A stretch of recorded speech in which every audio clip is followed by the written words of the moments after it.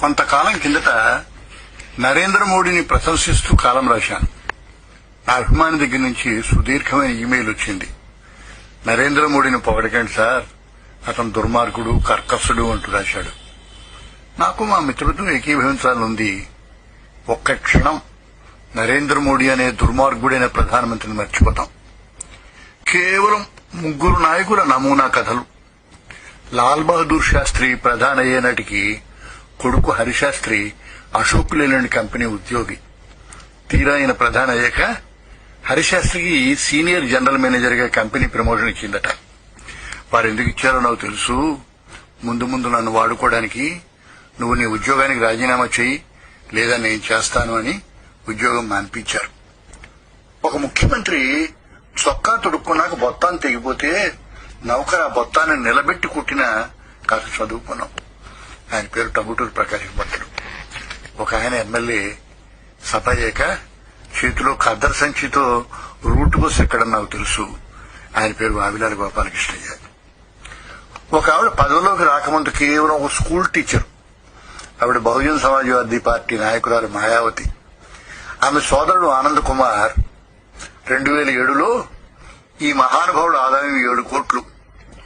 7 సంవత్సరాల్లో 1316 కోట్లయిందంటే 26,000% పెరిగింది.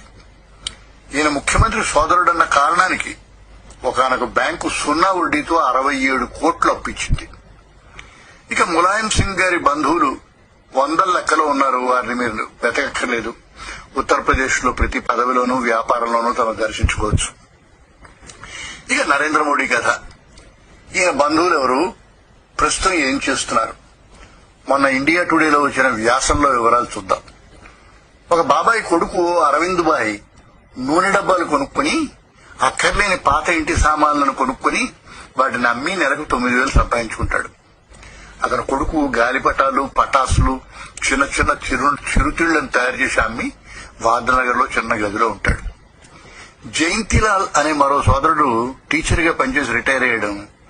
ఆయన కూతురు లీనాను ఒక బస్సు కండక్టర్కి ఇచ్చి పెళ్లి చేశాడు.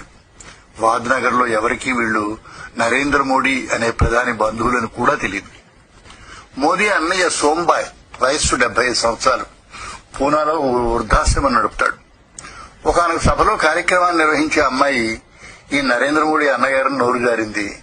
ఆయన మైక్ అందుకున్నాడు. నాకు ప్రధాని మోడీకి మధ్య పెద్ద తెర ఉంది, మీకది కనిపించదు. అవును, నేను నరేంద్ర మోడీ అన్నయ్యని, ప్రధానికి కాదు. ప్రధాని మోదీకి నేను 1.25 బిలియన్ల కోట్ల భారతీయుల సోదరుణ్ణి అన్నారు. మోదీ అన్నయ్య అమృతాబాయ్ 72 ఏళ్లు చెప్పాడు.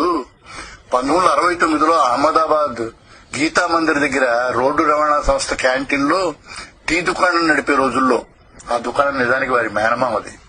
మోదీ రోజంతా పనిచేసి ఆర్ఎస్ఎస్ ఆఫీస్ కు వెళ్లి వృద్ధులైన ప్రచారులకు సేవ చేసి ఏ రాత్రికో కొట్టుకే వచ్చి క్యాంటీన్ వాళ్ళ మీద నిద్రపోయేవట. ఇల్లు ఒకే గది ఉన్న వసతి కనుక.